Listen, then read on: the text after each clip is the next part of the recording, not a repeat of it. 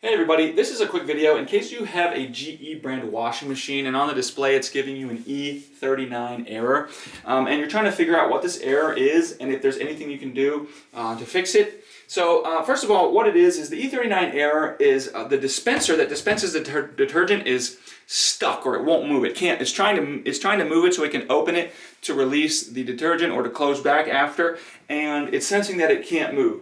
So the first thing that you want to do is just turn the washing machine off, unplug it, and then open the dispenser area and just check, can you see any damage to any of the mechanical parts or anything like that.